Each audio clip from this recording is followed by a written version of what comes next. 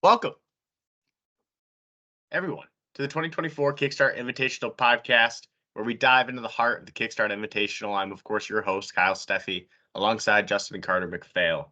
In each episode, we'll be bringing you exclusive insights, player profiles, behind-the-scenes interviews, and expert analysis of the latest developments of the Kickstart Invitational. Carter, Justin, how we doing? I'm doing well, Kyle. Thank you. Doing We great, Kyle. are 11 episodes deep. This is episode 11, and for episode 11, we'll be bringing on a special guest. He's a father of two with a third on the way. Former captain of the Net Eagles, compared to Draymond Green in recent pods.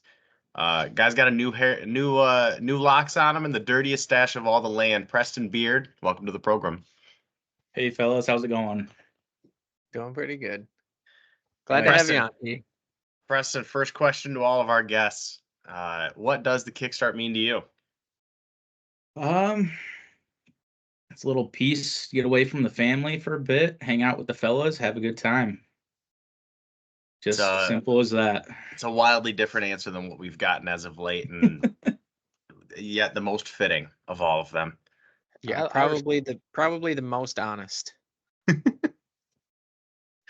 Hey, I mean, if we're being fair, I probably used to play golf, I don't know, between 30 and 40 times a summer before I started having kids. And now I'll be lucky to get out 8 times, 10 times a year. So, and then 4 of the rounds are coming from this tournament alone. It's like half the golf I play for the year. I love it. Yeah. Well, let's dive into your profile. Let's get it a little bit more in depth here. We'll pop it up here on the screen. Let the people see. Last year played as an 11 handicap from Central Michigan University. His favorite course on the trip is Pilgrim's Run. His favorite course ever is the Emerald. He's going to be eligible for captaincy, not yet next year, but the year after. Got a really impressive record, 4-2-2. I am struggling with the math on this. It seems like every guy we talk to from Team PC3 or Team Net Eagles has a winning record, but they haven't gotten through to hoisting that beautiful trophy that you made. A singles record of 1-0-1 as well, so hasn't lost yet in the singles, and yet doesn't have anything to show for it. So total scoring average just below the median there, 77.5. Strokes gained total also just below field average. His career low round was an under par showing in the singles in year 1. That gained him 5.5 strokes on the field.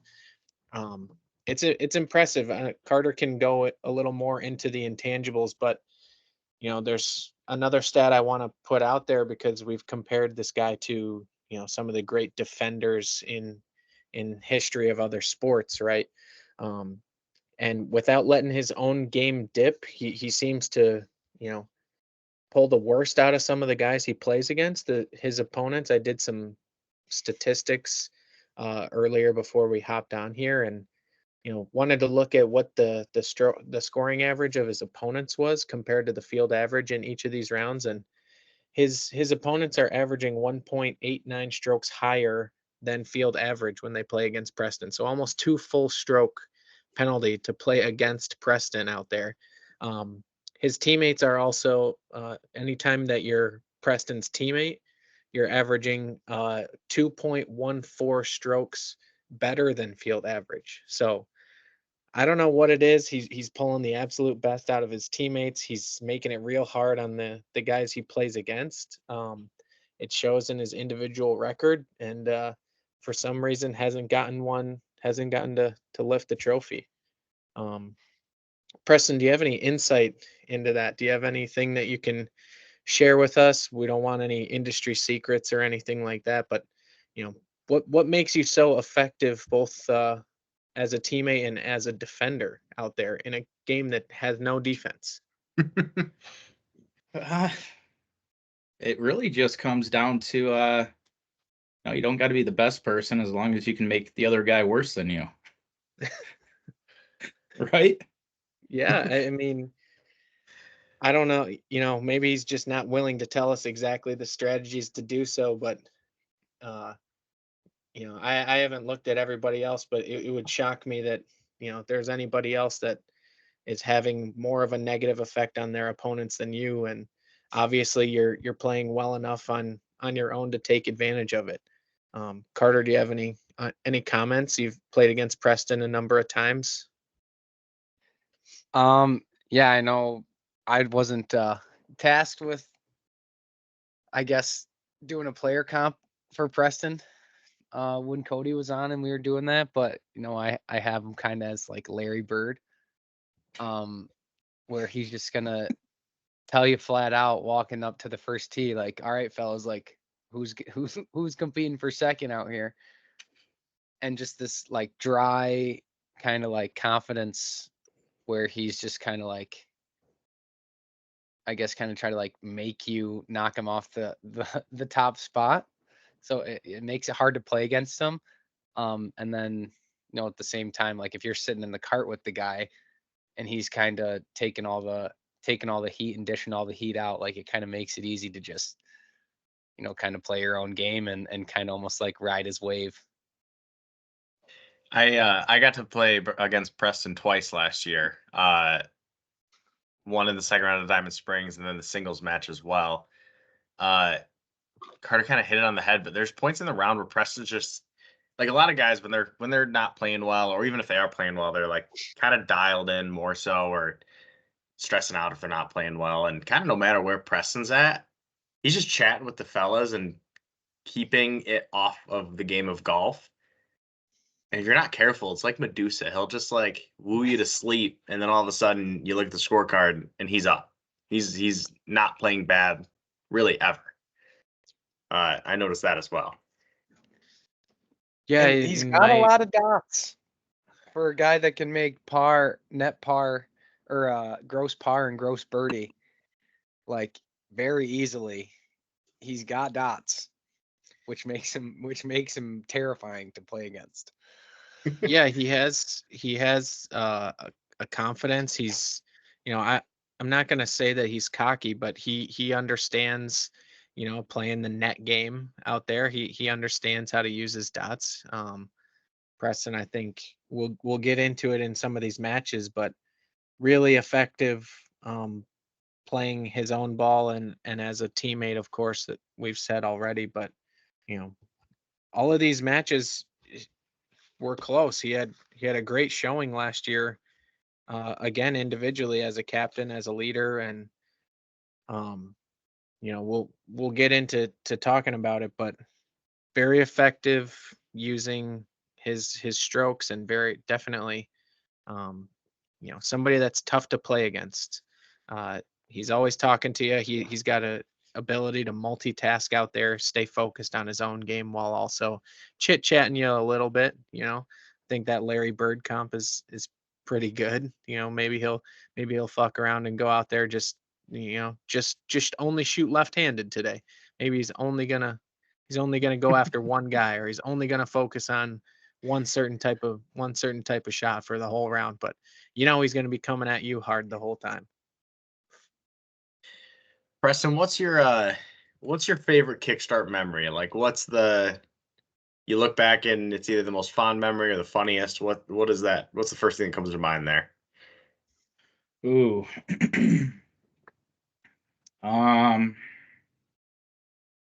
Should have known this was coming. You guys asked this 20 times already. I would say probably the first year rattling the bog, when I learned what rattling the bog was like life changing. Was exceptional. Yeah, the first. I think our problem with our first bog rattle is I think only me and Brendan like really had it down. So like I think we had put like the words up on the screen and we were talking about the song so much too that we like kind of lost track of how many times we did it. So like with 8 guys, and we went through like 4 or 5 bogs. Like the one night that all of a sudden we were all like asleep on the couch. Like what are we doing here? Kind of getting it. Yeah, we got that ball got spun around quite a few times. Oh yeah. Preston, have you rattled the bog a single time outside of the Kickstart ever? Absolutely. Have you?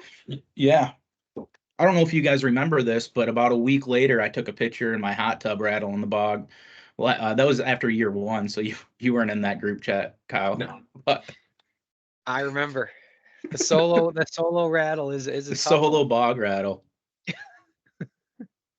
Is there a favorite beer to rattle the bog too? Oh, Miller Lite. We'll get to our Alliance beverage sponsor. Yeah, I'm with you. I'm with you on that one. Yeah, Miller Lite's I'm extremely right up there for me. pro Miller Lite for rattlage as well. I mean, it's great Yeah, tasting and less filling. So Yeah, more it's do you got need? everything you're asking for. And for only one more calorie than Michelob Ultra, more flavor. That's what you want. Okay, Cart, let's why don't you take us into our Dunham's ad, and then I think you got a special segment cooked up for us here, sort of just because. Yeah. All right. Like always, this episode is proudly sponsored by Dunham Sports, your ultimate destination for everything golf related. Whether you're into hunting, fishing, or loving every day, Dunham has everything you need to elevate your game on and off the green. Swing into action with Dunham's exclusive offer. Use code Kickstart24 to score incredible 20% off all golf gear and accessories. From clubs to balls, apparel to accessories, Dunham's has you covered with top of the line equipment at unbeatable prices. Don't miss out on the opportunity to take your game to the next level. Visit Dunham's in store or online at dunhamsports.com to shop the latest and greatest in golf gear.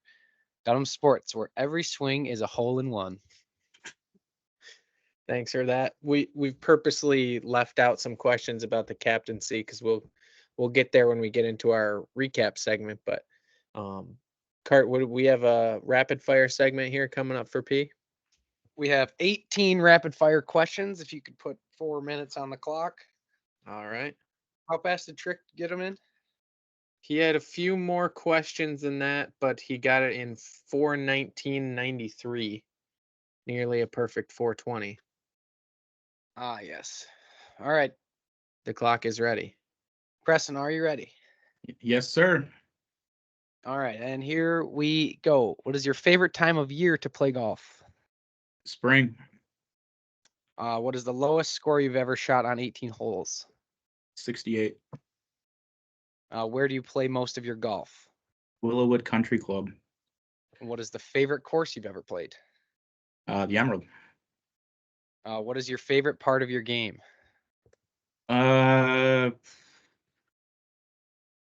Short irons. What is your go-to birdie juice supplier? Fireball. What is your fitted hat size?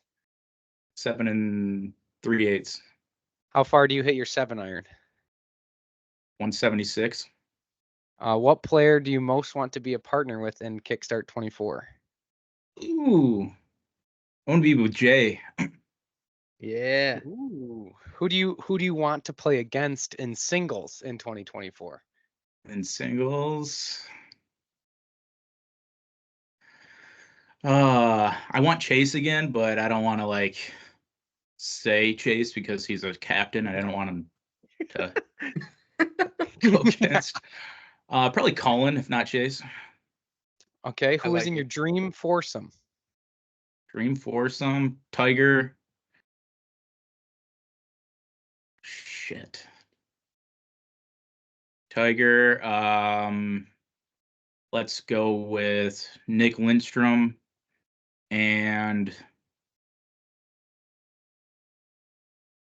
probably Kirk Gibson.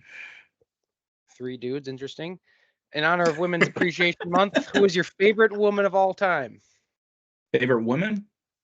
Favorite woman. My wife. Good answer. Same as Colin. Don't show your Good mouth. aim. Good aim. What is your favorite match you've been in at the Kickstart so far?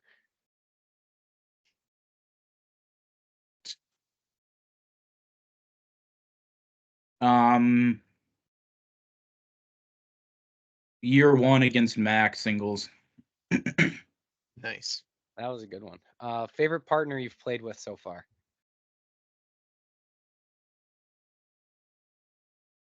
Probably. Damn, that's a tough one. Probably Cody.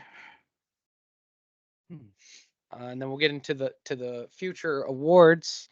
Who will win low net in 24? Me. Who's going to win MVP? Me. Who's going to be the unsung hero? Dan. Good And answer. then which team will win the 2024 Kickstart Invitational? Whatever team drafts me. Yes. We've had that There it question is. teed up for weeks.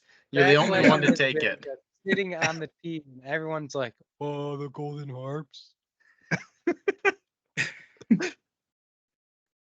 3:03. It's a great time.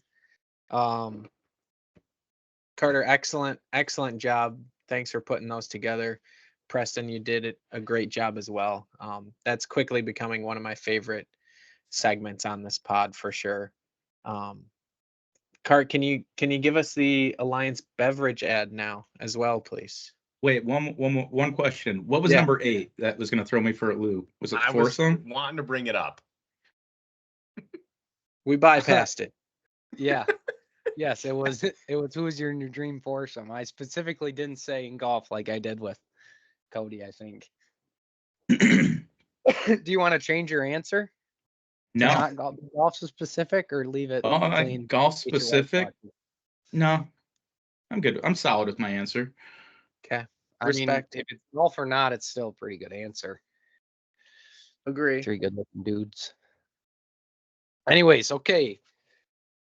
The Can I Remember the Next Morning segment is brought to you by Alliance Beverage.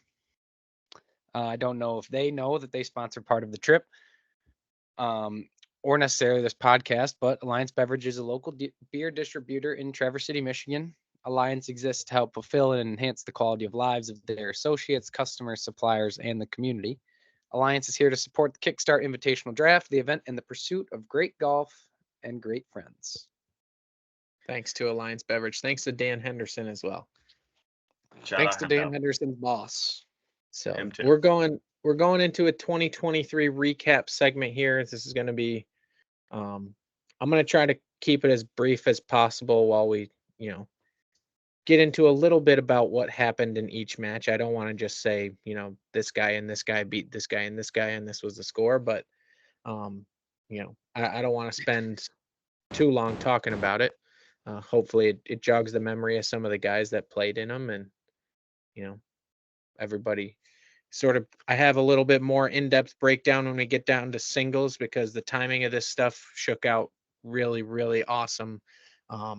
Unfortunately, ESPN Plus wasn't able to get to the course in time, so we didn't get to show it on TV like we kind of planned, but I think it would have been great viewing for anybody that is already in the event and was playing it live to watch later. So you guys want to talk about the draft tonight first, because there's something I think people want to hear a little bit about that happened before the draft took place. How did the trade come about? I'll just get right to it. I'll jump in front a little bit here, because I don't know if this was planned a ways in advance. As a player, it was sort of, we didn't know necessarily that it was going to happen. We talked about it in the group chat as being a possibility or whatever, but how did that trade come about, Preston? And tell us a little bit about what the plan was for it. Yeah, so my thought process was, it was actually coming down to whoever Carter was going to pick. I needed either you or Cullen, and he thought I wanted BMAC to mess up with their chemistry. I did offer him beforehand the same exact trade. I was gonna say we did talk about a trade pretty in-depthly and well in advance of meeting at the Airbnb.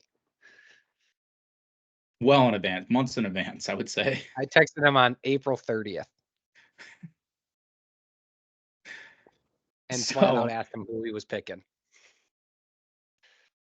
Anyways, go ahead, Preston. So night of, Carter approached me again, asked me who I was picking. I didn't tell him, and he picked Brendan, and I instantly picked you. Or I don't know if I actually picked you. I don't remember the actual details of the night, but I told Carter I had was talked picking you. about it, and I said, I'm gonna pick first, and then you tell me who you're gonna pick. And then if you're taking who I want, then we'll do the trade. And so Yes. it sounds like when Preston, you heard that first pick was not me, you knew that you were able to then control the rest of the rounds because you knew Carter wanted to get me with his next pick and sort of Correct. took advantage of that. I knew he wanted you, so instead of Mhm. picking Colin, I was going to pick you and try to get more picks back, essentially. Sure. Hmm. And that's when we made the trade. Is your side of the story a little different, Carter? Or? No, I mean that's exactly what happened. I've been very open about. I thought that the I guess kind of like the fire that me and Brendan had was gonna be there. And just also like throughout the off season, the way that you and Brendan were kind of pinging it around in the group chat and stuff. I was nervous of letting them slide. So in my mind, I wanted Justin and Brendan, but I wasn't I was like almost more willing to give up Justin than I was Brendan because I was less afraid to play against Justin than I would be to play against Brendan. So I took Brendan first and left Justin basically like exposed, hoping that you were gonna go Cullen and I could let Justin slide. And when that wasn't the case, we had to do the deal. Yeah. So the trade ended up with Preston getting the next essentially 4 picks after Justin was drafted by Carter at the end of round 1 there. You went Cullen, Esser, Cody, Tricky. Was there any rhyme or reason into the order, and were you dialed in on those 4 guys before the trade, or was there some or was there during the draft some deliberation there? There was deliberation. Correct me if I'm wrong, I believe it was Fishy, not Tricky. And then Tricky was my last pick. No? No. No. Oh. Okay. Never mind. So Colin and Cody, I knew they'd be a good combo because they played well together the first year. So I knew I wanted Colin. I knew I wanted Cody because Cody's very consistent. And then I talked to Colin about Esser, and he basically convinced me because I didn't know anything about Esser. Yeah. And then Tricky, it was just, do I want a guy that has a lower handicap or do I want to gamble, take the dots? And just the way the matchups kind of matched up, it was just better for us to pick him at that point. The dot situation. Sort of have somebody to pair with because you guys are sort of stacking, the middle to upper end of the dots there and kind of taking control of that part of the board per se. So it's, to me, it's nice to hear that there was a lot more strategy involved rather than just being excited about the possibility of making a trade and not really caring about who you ended up with on your team. Because I think when I look back at it as a member of the Conductors, I don't remember obviously how much control you wanted to have over what Carter then had to do, right? I only really ever thought about it about Carter just getting the 2 guys he absolutely wanted, right? And you sort of were sort of holding the keys that whole time, just basically knowing the couple guys that Carter wanted to get and, being willing to let him take one of those 2 and then leverage that pick for the rest of the draft is really, really ended up maybe not paying off, even though Carter's first pick went 0-3 in the first 3 matches. But definitely gave your team a leg up for a long, long time, as we'll get into as we sort of recap this. I don't know if people will remember, but the Net Eagles were ahead after the first 3 sets of matches, which is a good place to be, and I think a good sign of a good draft and putting together some good pairings for sure. Which brings up the question, would you do the trade again, given the chance? Yes, absolutely. Any reasoning why? I think if we play our teams again, we win probably 8 out of 10 times.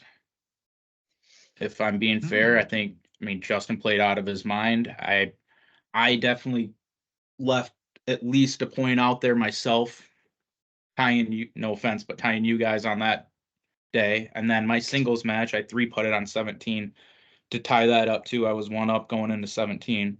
So I think we definitely left some points out there. I think we make a few shots here or there, and I don't think that last hole really matters, to tell you the truth. Yeah, I think that those 2 teams, not to interject, Kyle, but I think that those 2 teams played spectacularly competitively, as we'll go through each of these matches here shortly. But those 2 teams matched up so well. A lot of really good pairings on the Net Eagle side. The strategy on the Conductors side was a little bit different, but you could jumble some stuff around, and those same 2 teams of 6 could have 2 really good,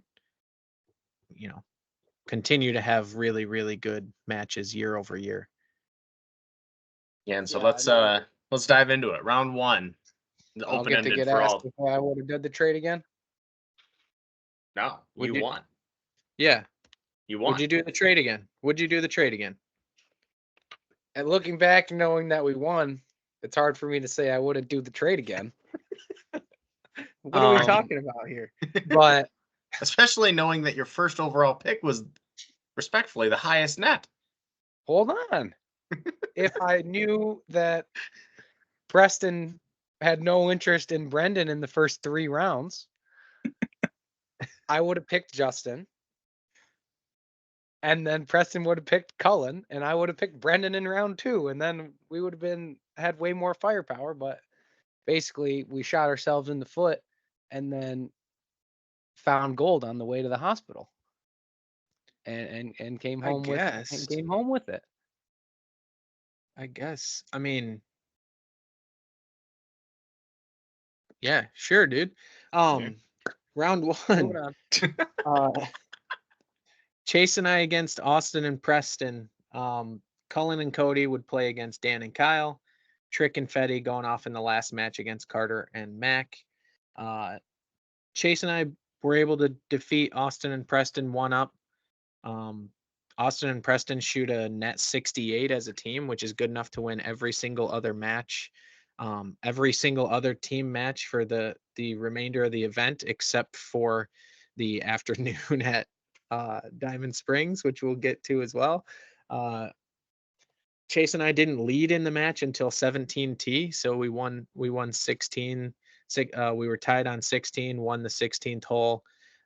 Chase made a par for net birdie on that one, and then sort of cruised it into the house. Neither team ever got more than 1 up, so the biggest lead for either team was 1 up the entire time.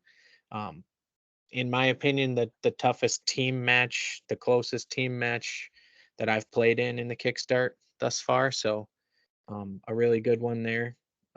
Cullen and Cody are able to defeat Dan and Kyle 4-2.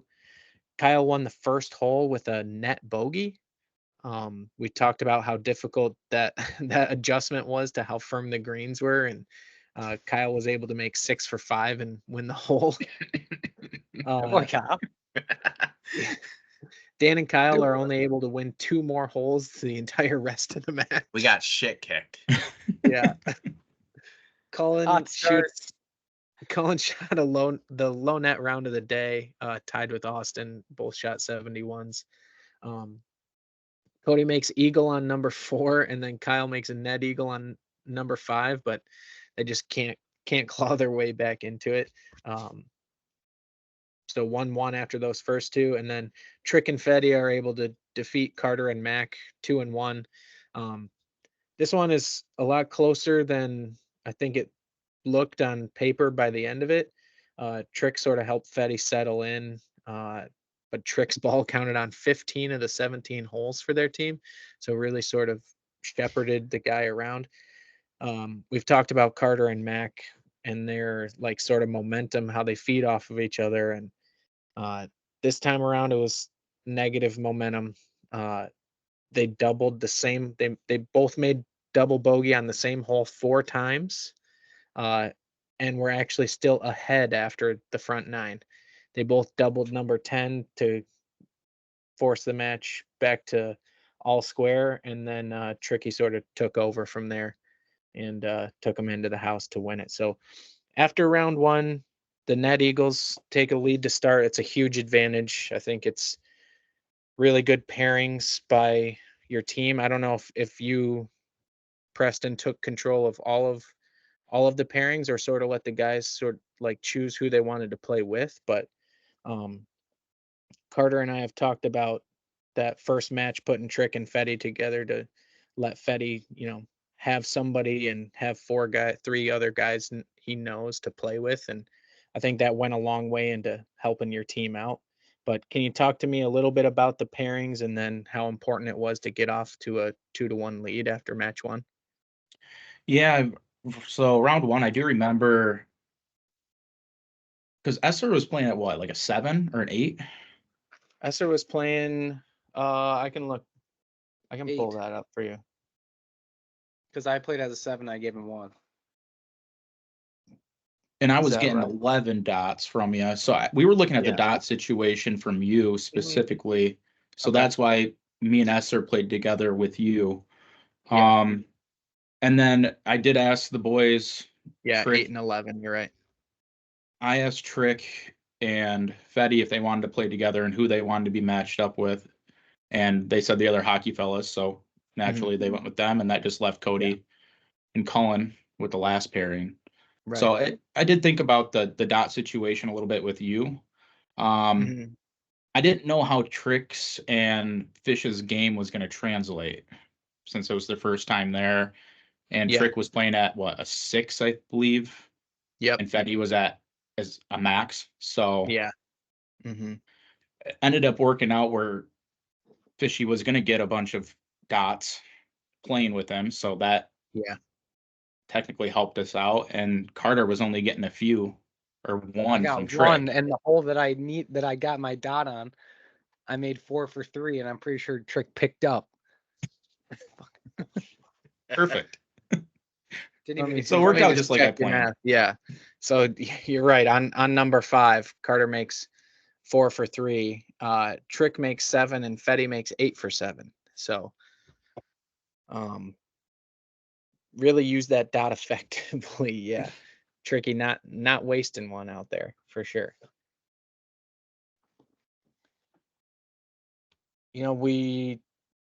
So after that round, we go to Founders. Everybody puts on their green t-shirt. We look like a bunch of dweebs walking through downtown Grand Rapids. You guys have anything else from night 1? I think did we just hang out at Founders and then went back and had sort of a low-key night, didn't we? Just sort of hung out and played games downstairs and that stuff. I feel like we had to stop for more beer after Founders. So Was that after Founders or on the way home from? Kyle says that, but the discussion in our car was Kyle said, I want to stop and get more beers. And I had to tell him essentially, Dan brought a lot of beers. So we'll be okay for tonight. Let's take a read in the morning. Yeah. And then coming home from Diamond Springs, we stopped. And that's where Mac had the infamous cough to cover 2 beats, let 1 rip. Yeah. Well, So it's sort of a low-key night. It's breaking in the probably Airbnb for the best. Yeah, probably for the best because that next round comes pretty early. Round 2, I don't know how we feeling about the pairings for this one, Cart. We're going back. The conductors are going back with the exact same pairings.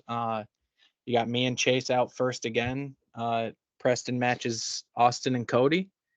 Cullen and Fetty are going out against Dan and Kyle, and then Cart and Brendan bringing up the rear. Preston putting himself and Trick out there on Carter's favorite course. Do you have any comments on the thought process there, P?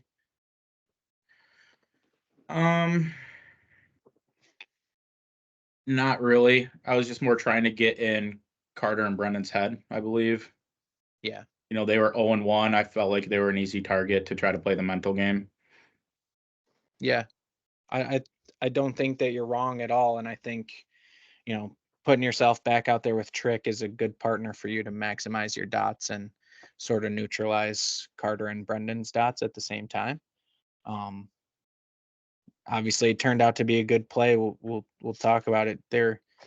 You guys, I don't know. You sort of beat them up kind of bad. You guys were only 2 up by the end of it, but you led. You never trailed in the match. 17. They try to get it back. Brent. You're able to make a 3 for 2 on 17. You've done it a number of times in this event. You seem to play that 17th hole, that long par 3, really well there.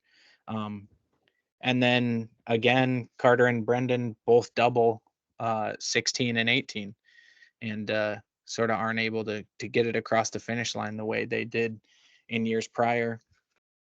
Chase and I beat Austin and Cody. A little bit easier sort of match this time around.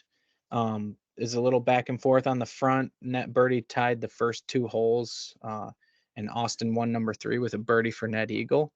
Only 1 hole for the whole day was won with a par, and Chase sort of carried me through the middle of that back 9 there, and I was able to finish it off on 15 or 16 there. So in the other match, Cullen and Fetty are able to get a tie against Dan and Kyle. A couple ties for those guys in day 2 overall. Fetty wins the first hole for the Net Eagles with a net par, but it's the only lead they have all around. It sort of just goes back and forth, tied 1 up, tied 1 up, tied 1 up, over and over. Dan and Kyle get it to 2 up after 9. But Cullen and Fetty win the next 2 holes to get it back tied, and it's tied going into 16, and they tie the last 3 holes. So a really good match. Kyle, do you remember much about that morning round there at Diamond Springs? I have my memory of it is very different than what I'm reading on this scorecard. We kind of threw that one away. That should have been a win. You feel like it? In hindsight, certainly. I think in the moment I never felt that way, but yeah, you guys did have it to 2 up after 14. 15's that drivable hole, sort of across the ravine there. Fetty must have hit a pretty good one because he made a net birdie. He made 4 for 3,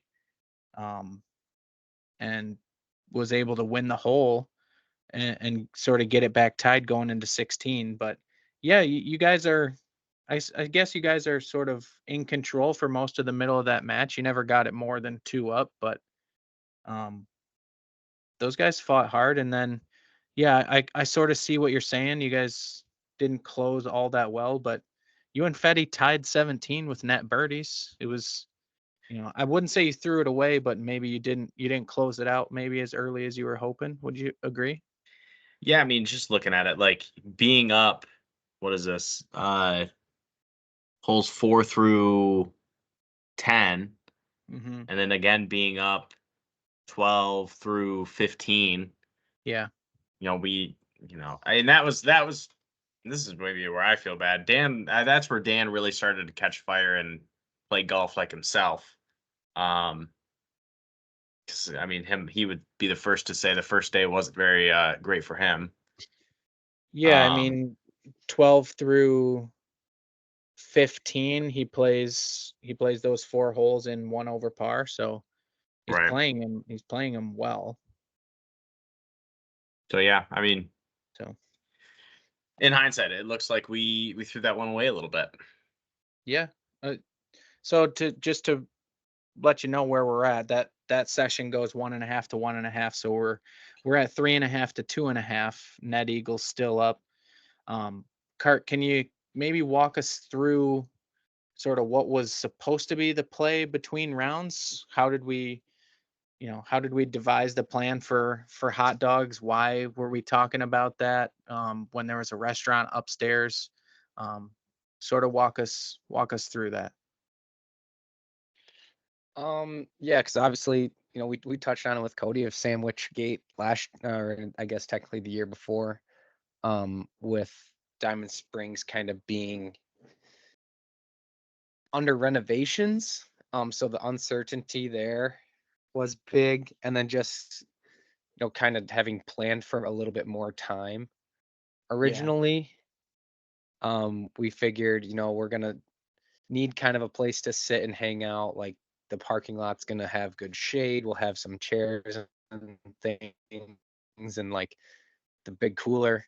So being able to kind of just like maybe just throw some dogs on the Blackstone out there and kind of like kick it back and talk about pairings and things. So it just seemed like a good move at the time, and then also just maybe save a few extra bucks from, instead of having to buy, 2 hot dogs a guy at, Well, and I think if they had the restaurant up or something. So it's just kind of yeah, the direction we wanted to go in, and also it was going to be a lot of fun. yeah, it would be a lot of fun. We talked a bit about Not- it on the 2022 recap, but they didn't have a restaurant at all when we went there in year one, right? And Chase sort of tipped us off about that so that we could make sandwiches and stuff to play 36 holes there. So we didn't know that they even had the restaurant up, right? And that's why we had planned to bring some food. Tell me a little bit about what the starter said to you as you sort of were heading towards the parking lot after your match concluded. I don't know if he'd said this to me, or maybe the other guys in my group or not, but I just got, we heard that he said, what would go great with those hot dogs you guys got going in the parking lot? Some of the food we have inside. Just kind of a little bit of a like get fucked moment, kind of. Yeah. But at the same time, I think it was kind of a little bit more of just a joke in the wind kind of thing. I think Maybe there it would have was. been a little more theatrics if it was a little bit bigger deal. But yeah, I mean, the middle school decathlon that was running through the course that day kind of threw everything for a loop, and unfortunately me and Fetty had to reenact the 2002 Nathan's Kobayashi versus Joey Chestnut in the parking lot, to turn around and get back out there. Yeah. Moving on from that, I want to ask you. I wouldn't necessarily Preston, call it a swing and a miss, but maybe a foul ball.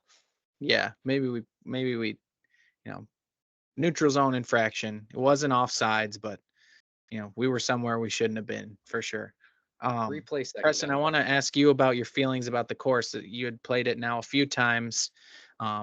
We've talked about it a bit, how different it is from the other couple courses on the trip and how different it is from a lot of the places we get to play normally.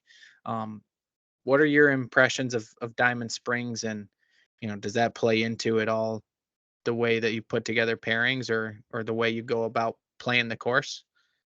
Yeah, I love Diamond Springs. It's actually probably one of my favorite courses I've played. It's very unique, and you can't really beat the value. Yeah. Like I played a lot of courses, a lot of really like expensive courses, especially down near Metro Detroit, and I would put Diamond Springs above 90% of them. Like it's just a unique course.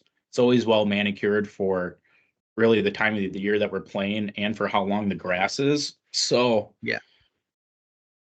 and the grass isn't even that long. I'm just saying for that one cut, it's not like a fairway.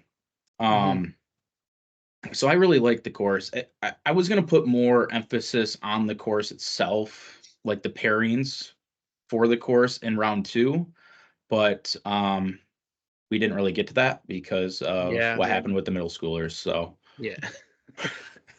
Unfortunately, we didn't get a chance to sort of hang out and do a repairing because I don't know, Carter, how you feel. Were you considering then after round two changing your pairings up, and then Preston, would have for sure changed your pairings up? We'll have you start, but you would have for sure changed your pairings up for the afternoon. I believe Going so. out there again. Yeah. Yeah. Cart, how about you? Yeah. Yeah, I think that we would have changed it up. Um, a big part of the strategy was for our team was the camaraderie between me and Brendan, and also between Justin and Chase. And we felt like you guys were having success after round one together, and me and Brendan were kind of chasing it a little bit. But I think after 2 rounds is when we would have been maybe looking to mix it up. And then just obviously, unfortunately, it was unable to perspire that way. Yeah. So before we move on, I want to ask you a hypothetical.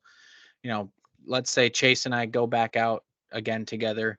How would you have switched up the pairings, and then we'll see, maybe what Preston's response to that would have been. I don't remember I don't have the numbers in front of me about how Kyle and Dan were doing. I likely would have went with the pairs. Or I would have taken Dan with me, I think, and Okay. put Brendan and Kyle together. Okay. I think it could have. Me and Kyle may have been a better pair at the time than me and Dan, but the Brendan and Dan pair, I think, could have gotten ugly quickly. Could have been some sacrificial lambs out there. They have some similar tendencies in their games where it can go real good and real cold. And neither one of them, I don't think, was in position to look the other one in the eye on track at the time. Yeah. So yeah, I would have probably taken Dan and put Brendan with Kyle. You think it'd be like, putting a pinch hitter out there and knowing he's either going to hit a homer or strike out completely? Yeah, and just both of them have they think that they can just hit it harder and hit it better. So I don't think the we talk about how important the relationship in the card is. I think both of them are a little bit too prideful to kind of, would have been tough for them to admit that they gotta slow it down and lock it up a little bit. They would have both just kind of went full go the whole time. So knowing that, Preston, would you have put out, in the afternoon you go back, we sort of required you to put out the same pairings, but if it's going to be Carter and Dan out there, are you still putting out, say, Esser and Cody against them, or are you going to switch that up? You're going to keep Trick with you maybe and switch it up somewhere else? No, I think I would have put Cody with me. Yeah. And we would have went with played BMAC. And then I would have put Esser with Trick. Yeah.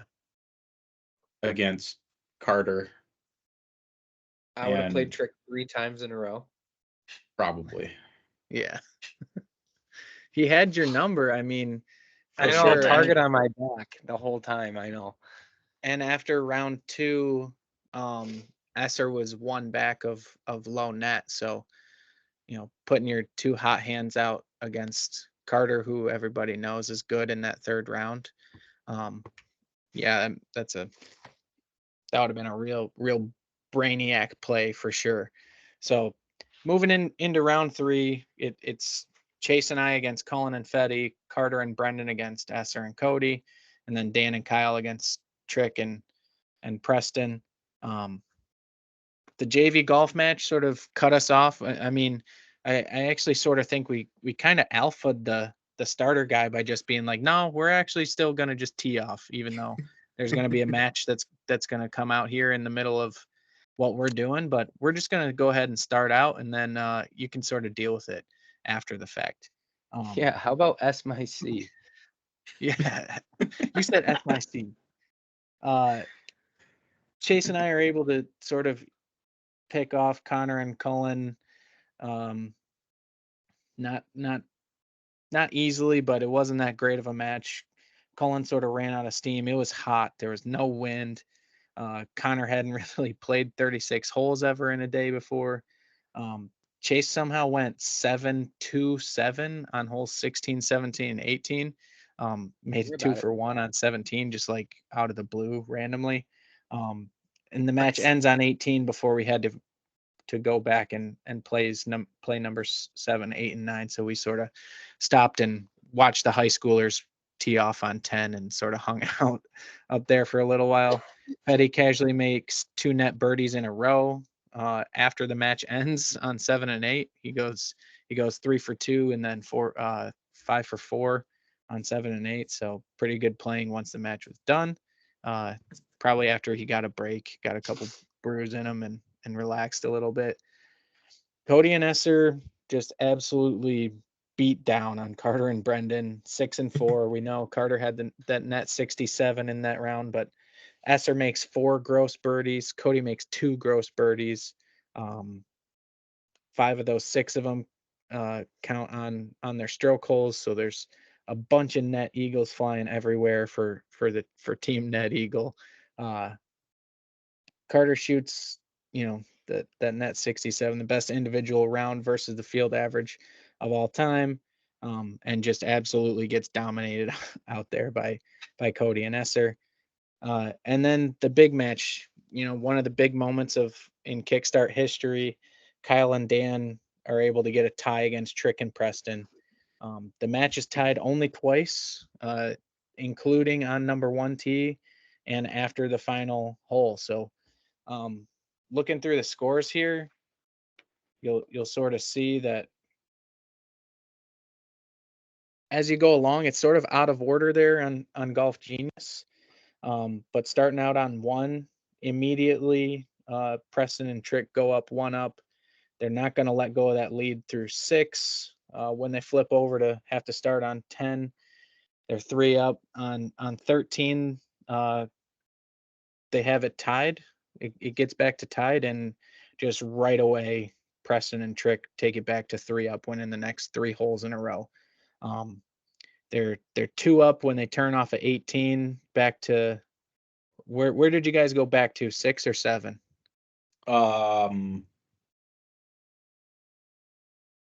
Seven's a par 3. So did you start 7. on the par 3? 7. Yeah, started back on the par 3. So they're yeah. So Kyle makes himself a 2 on number 7. Birdie's number 7, and then goes to number 8.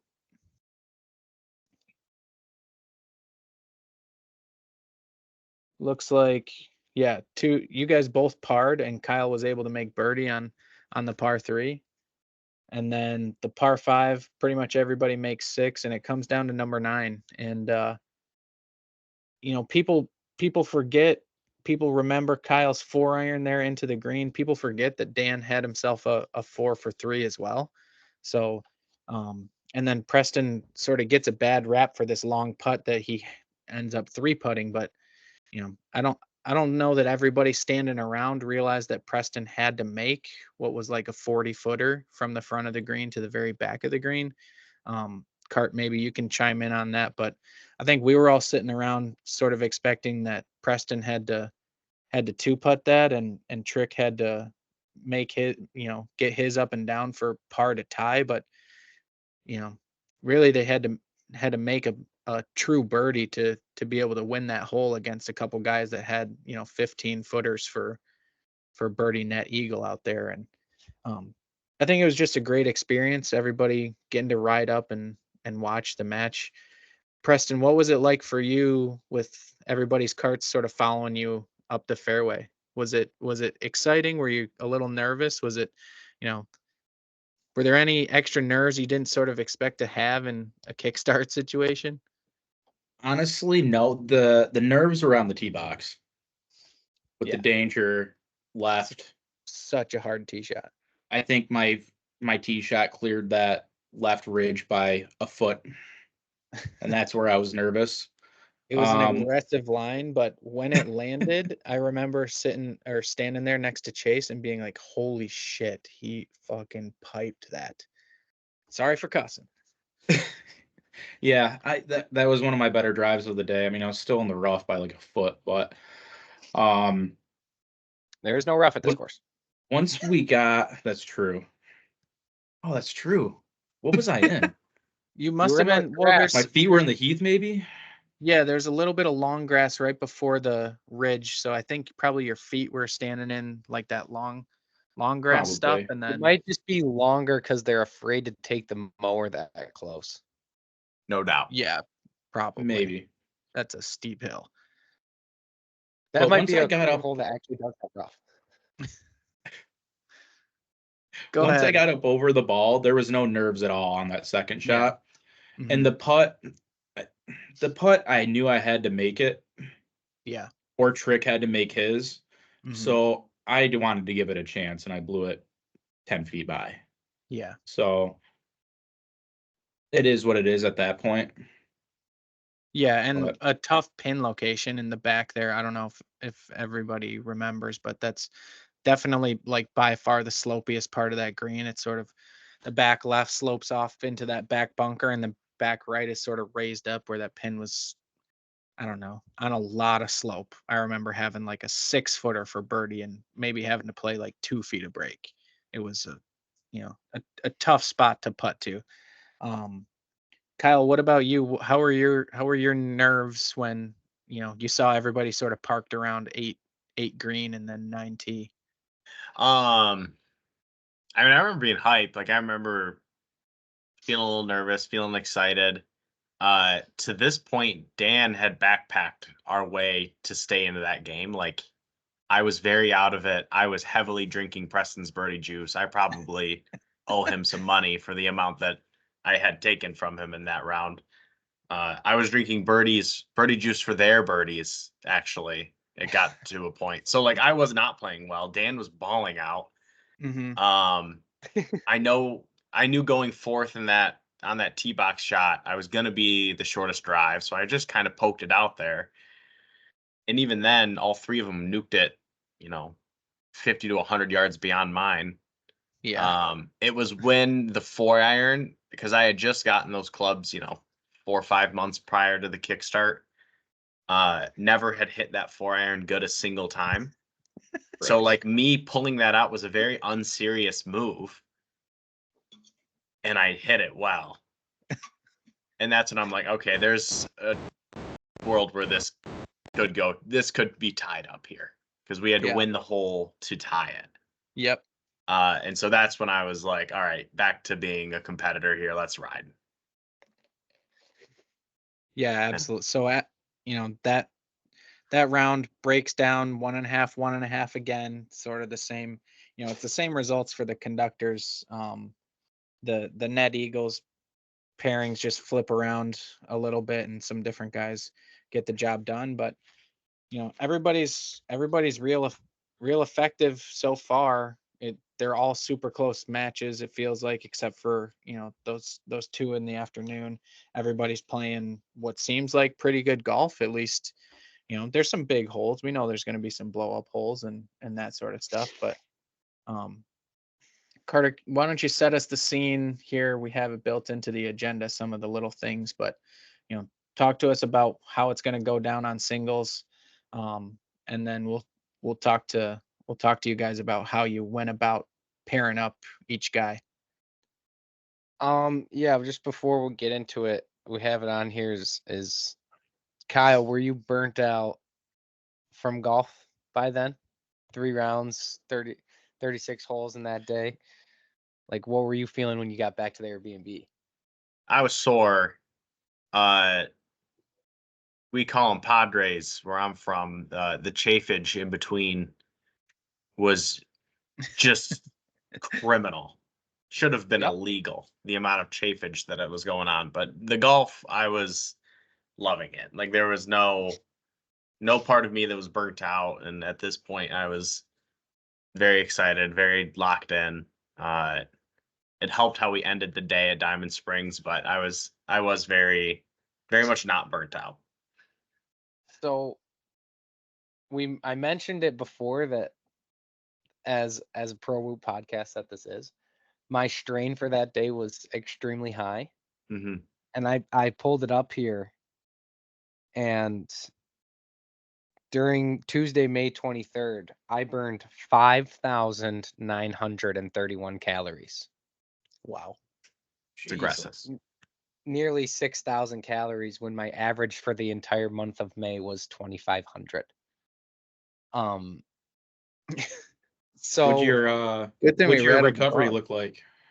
So that's the other part that I wanted to kind of mention as we're going through this kind of recap is Monday, 11% recovery, 3 hours, 44 minutes of sleep.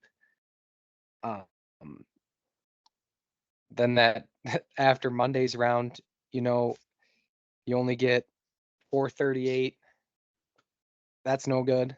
So waking up for singles after that high strain day, I needed 11 hours and 17 minutes of sleep. I got 4 hours and 5 minutes. We'll call that in the Whoop world is that's a raspberry. That's a 1%, the lowest that you can get. Resting heart rate sleeping at 86. 18 breaths per minute when my usual is 14, so that's 4 extra breaths. That's a lot. The other stat I just wanted to throw out there is during the Tuesday round, my average heart rate for the day was 110. So for anyone out there thinking about it was hot out there and I was working my bag off against Cody and Esser, I was. No exaggeration. He's No got the data to exaggeration. back it up. The data is there as I was fighting for my life all day at Diamond Springs. So we get back to the Airbnb. Unfortunately, we cannot get the tacos that we got the first year like the plan was. I had contacted the restaurant many a week in advance to kind of figure out what our best course of action was. Unfortunately, with the middle school golf event and then the extra holes that we played, things kind of got backed up. So we went with the Little Caesars pizza, which honestly may have hit just as hard as the tacos did. Hit the pavement even harder if you're Dan Henderson. But yeah, singles, we knew in the team room that it was a tall order, right? We needed to go out there and get 4 points. There was no secrets at all in the room. And I just, talking about the matchups with our guys, I just remember the message from me as the leadership was, I sold the farm to get these two guys. One of them is performing and one of them is going to go out there and perform tomorrow. And everybody else, I think addressed the elephant in the room that Preston had 4 picks in a row and he didn't pick you guys. So we got to have the guys at the top of the list need to keep playing, and the guys that are at the bottom of the list, like, he didn't want you, take it from him. And I think, we just had good camaraderie in that room, and we were able to go out there and get it done. Preston, what was your strategy when it came to the singles? Were you, picking and choosing who was going where, or were you kind of letting the guys decide where they wanted to be and what matchups they liked? I didn't get any say. Carter got to pick the matchups. All of them? I put out my order and then Carter matched up.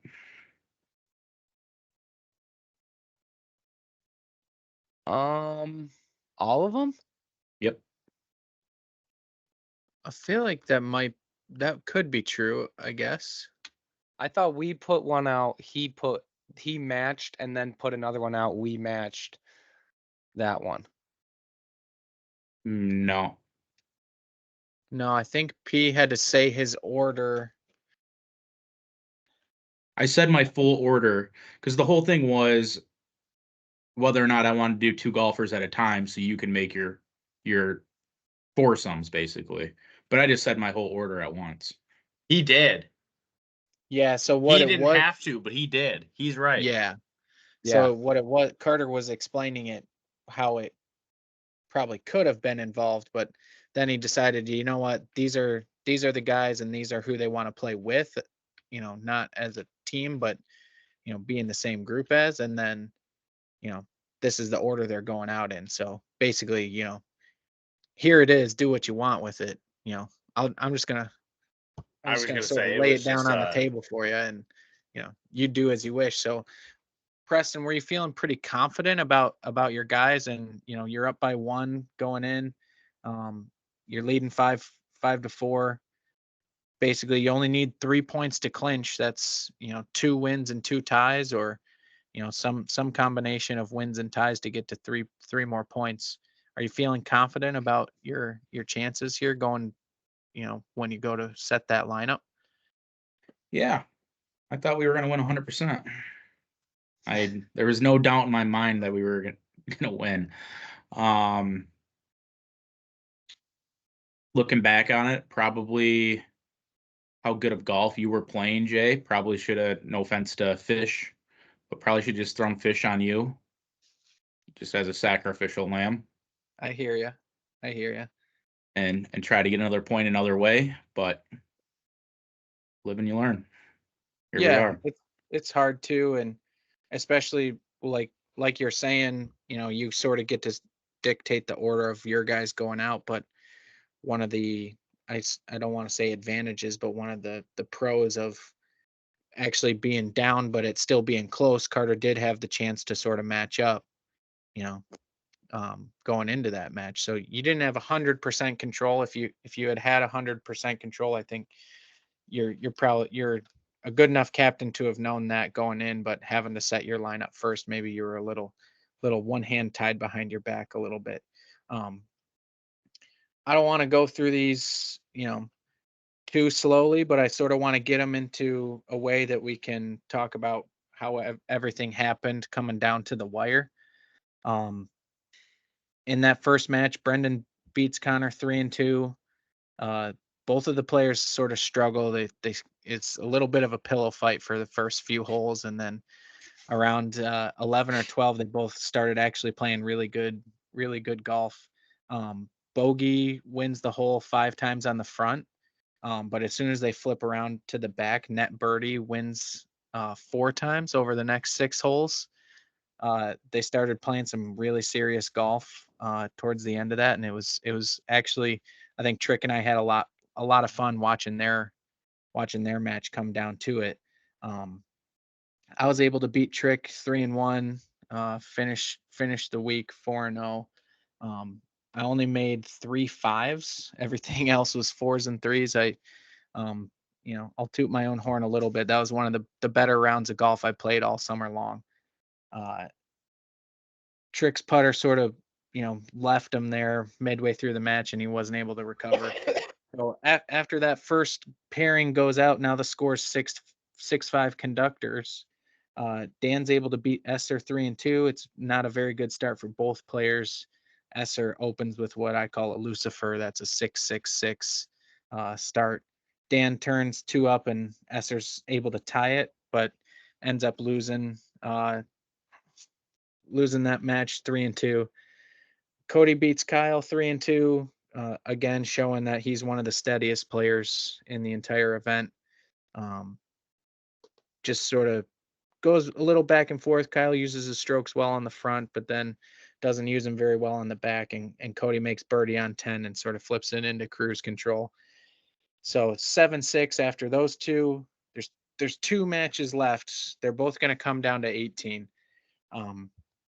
Preston, you talked about it before, but 3 putted on 17 to push that match back to tied going into 18. I just want to say there's only one gross bogey that wins a hole from 1 all the way through 16. It was some really, really good golf. I think all the groups played good golf all the way throughout. Carter and Cullen's match is going to come down to the 18th as well. It's really back and forth. This one is the only heads up match we've ever had in Kickstart history. No strokes for either player. Cullen's going to be 2 up after 10. Carter was able to flip it and get 1 up after 14, going back and forth. Cullen wins 16 after Carter's That's a par putt bullshit. hits the stick and bounces out. They're trying to keep pace, and he sort of hits the backboard, and that putt bounces out. Cullen goes 1 up, and going to 18 with Cullen 1 up. Cullen hits his shot left. He's unable to get it on the green. Carter hits a perfect drive down into the fairway and gets it on in 2. Cullen's got about a 15-20 footer for par and the win, and it won't go. Carter lags his up there, and Cullen sort of concedes the half a point. So it's now 7. It's now 7.5, 6.5. The Conductors are gonna retain no matter what happens on this next hole. But Chase and Preston come down 18. Preston needs a win to tie and return as captain. Did you guys both hit iron off the tee, Preston? I know you guys both played sort of into that narrow part of the fairway there, just short of the bunkers. But did either of you have any considerations about going for the green? Were you thinking about trying to knock one on there and sort of take control of that match? I was thinking about it. If I remember correctly, there was a little bit of wind into the face, Yeah. and I wasn't necessarily driving the ball very well that day. I was hitting my irons very well. Mm-hmm. So I opted for the iron, and I believe we both stuck it, 60, 70 yards out, Yeah. maybe not even that far. I think I have a picture on my phone. Maybe I'll send it in the group chat, but your whole group is down in that narrow part of the fairway with, like you're saying, like maybe between 60 and 80 yards out there, and just before that bunker. They all of them fly in there and just sort of hit in that little wet section, and all sort of sit up there. Really, really good shots. It was fun for me to watch just sitting there, because you like to see some good shots coming down the last hole and some matches that really, really matter. Um, Chase goes first, and he actually hits his next shot over the green, just barely into the fringe. Preston, did you hit yours onto the right side of the green over there and have that tough putt over the ridge kind of?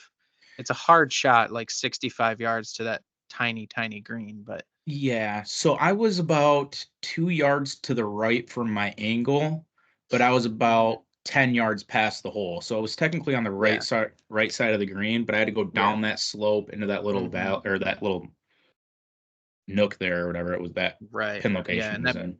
another pin that's sort of on the back side of that ridge that's in the middle. So coming almost straight down that ridge is a tough putt. Chase is able to lag his. He sort of has a straight downhiller, so he kind of just lags his down to a couple feet there, and nicely you give it to him, and you putt yours across. And I think Chase knew the situation, so um, wherever you hit it to, just about 3 or 4 feet past, he ends up giving it to you as well, and that sort of seals the deal. That's another half point for the Conductors, and they end up winning that one 8-7. So I personally just put in the order for some plates for that. It was sort of exciting sending it off, because I wish I would have brought it into work today, because I think that trophy that you created is really, really cool, and we're going to be lucky to have it for years and years. Cart, what were you feeling watching these guys come up the last hole? After getting a half in your match, you had lost to Cullen the year before, and are able to get the tie in a half point that you needed in year 2. Yeah, I think just from where we were to start the day, to know that we got it to a place where we were gonna retain. Felt really good. And then just like I guess the emotion of that is also, I forgot that Chase's tie got us a half point to win. So for a while after that last hole finished up, I thought that it was going to be a rematch. Thought that it was 7.5, 7.5. Yeah, that it was going to be a rematch for the next year. So then kind of like we were cleaning the carts up all the way back at the like at the clubhouse, and I was like, I think talked to you again, Jay, and was like, no, we won Yeah. outright. I think it was awesome. I think, we talked about there, Kyle and Preston and Trick and Dan's round 3 was, I think, the first time in the Kickstart where it was like, this is like a match. Yeah. And then for it to come down to like literally the last hole in a few of the matches on the last day on singles, at what an awesome finishing hole it is at Pilgrims. Just made year 2 like so special. But it was just awesome to be a part of, and hopefully it shakes out that way again this year. Is that the contingency, just to kick the can down the road and have the teams run it back if it's tied? Not the whole teams, but the captain gets to come back again if there's a tie. So there would be a redraft, but if the cup was retained, that's, I don't know why they call it that, just because they have it and Sure. they didn't lose it technically. So in a tie situation, yeah, that's the contingency that the captain would get to run it back. Preston, how do you feel about Diamond Springs as the singles course? I think Pilgrims we Run. talked about Pilgrim's we Run. talked a little bit about, oh yeah, Pilgrim's Run. We talked a little bit about what it would be like if we changed up the order of the courses, but you think that saving up Pilgrims for that last round is the ideal way to play it? Yeah, I think if you're going with these 3 courses, it's definitely the way to go. If we're looking at different courses in the future, that's a different conversation to have once we figure out what that other course might be. Sure. But out of these 3, I think that's just the most prestigious. And I think you got to leave it, especially with the possibility of having that 18th hole be there to everyone playing up on. Yeah. That's awesome like that. Yeah. So An awesome hole, an awesome place. We've talked about it so many times. We're on episode 11. We've talked about it at least 22 times. What are you going to take from your experience as a captain? Are you excited to maybe have a chance to be a captain again, or maybe you're going to take some appreciation for not having that responsibility going forward? I'm looking forward for a couple years off. I definitely want to be back in there. I feel like I gave one away. But yeah, I need a few years off, regroup, get the game back. Yeah. But we'll be back. We'll be back. Yeah. You're coming up on an increase, a 50% increase in perspective, with one more kid coming. Switching to a zone defense, I can see how maybe you'd want a couple years off from the rigors of captaincy once you get to a 3-on-2 situation there in the household. So I personally would have loved to have been a part of the Net Eagles if that trade didn't go down that way. I think we would have had, some real good times. Me and you as a pairing would have been really cool. I got the light blue. I got plenty of light blue shirts to wear for Team Net Eagles. I think people know that. But Conductors coming from behind, 3 wins and 2 halves in singles. I think from a bunch of guys that, a couple guys that were already having a good run, and a couple guys that maybe showed something that they hadn't seen before. People don't maybe consider it, but Carter and Brendan got 1.5 points in singles, and they were both 0-3 going into it.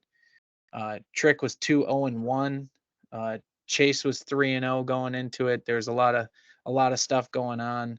Austin was close on the low net.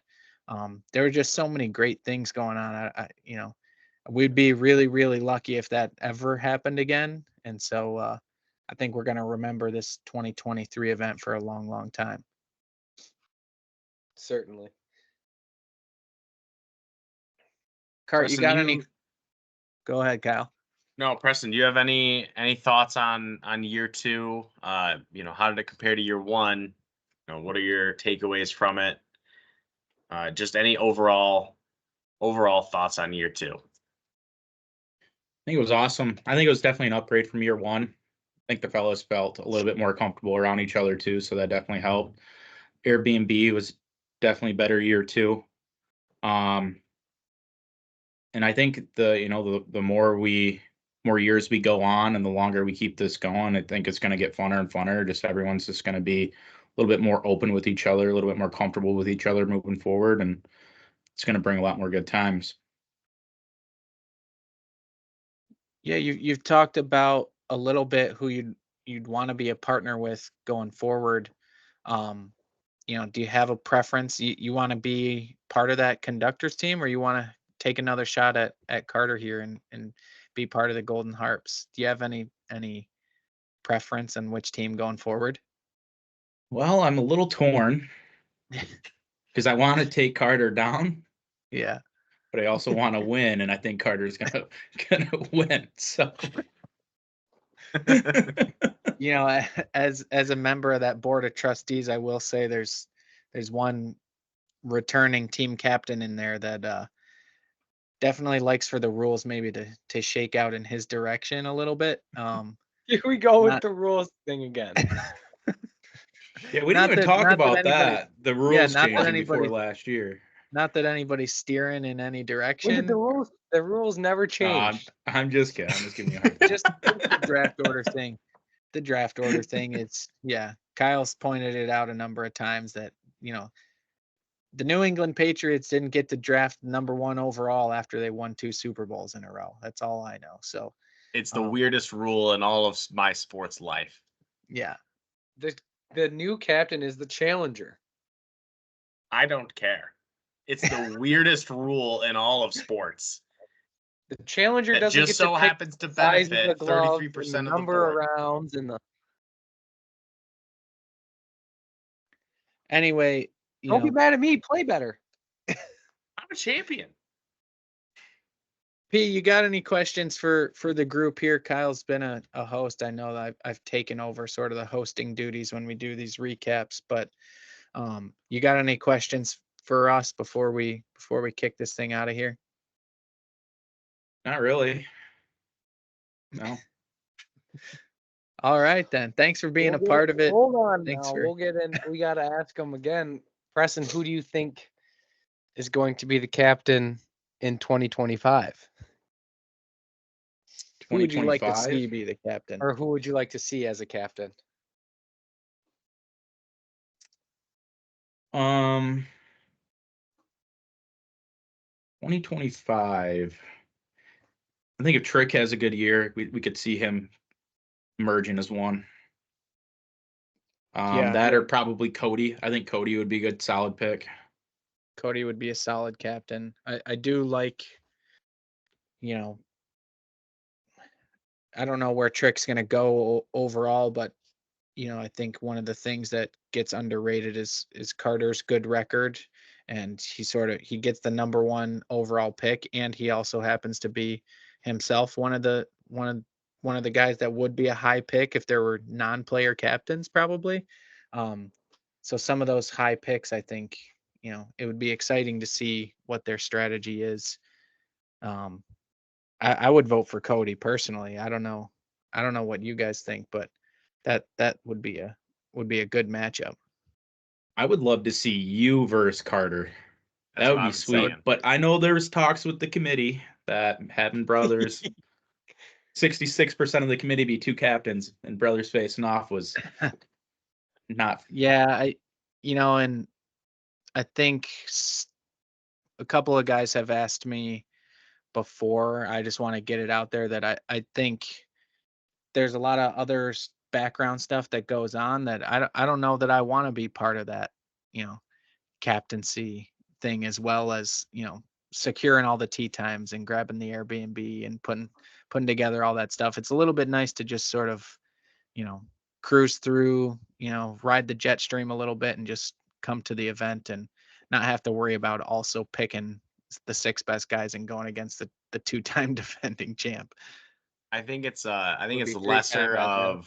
I think it's lesser of wanting the captaincy matchup, although that would be fun for narrative's sake, but more the singles match specifically would just be, I mean, you talk about Mac and Fishy being a pillow fight, like this one would be nasty. I just want to Yeah. be in that cart. Right. Well, hey, I mean, maybe you and I will be voiced, on the same team, voiced P. my opinion about how I think that match would go. I'm gonna be very open and honest and say that I don't want to play against my brother in singles. You could pull the group after my performance last year. I don't know how many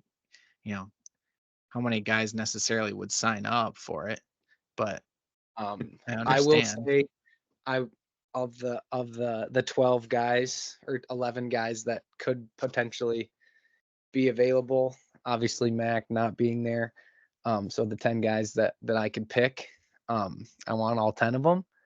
But if Cullen doesn't come to the Conductors this year, all right, I want his ass at singles. 3 for going back for more? He gave me 1 dot the first year. We were tied up, and then I think this year I'm gonna have to give him 3, if not more. And I'm calling him out, saying I want Cullen in singles. Obviously, I'd like to pick him on my team before that happens, but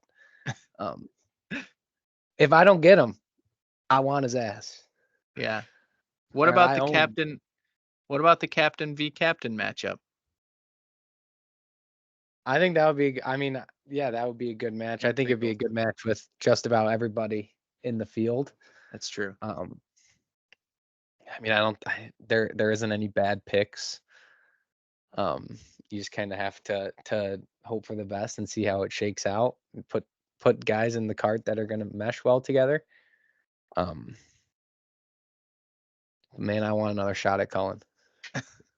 We ran it back twice, and I've just inched a little bit closer every time. I think every time I played 9 holes today in the snow, and I was thinking about taking Cullen down.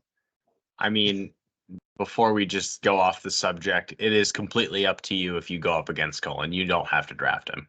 Yeah, it is literally, if you don't get him on your team, you have 100% control over if you play him or not.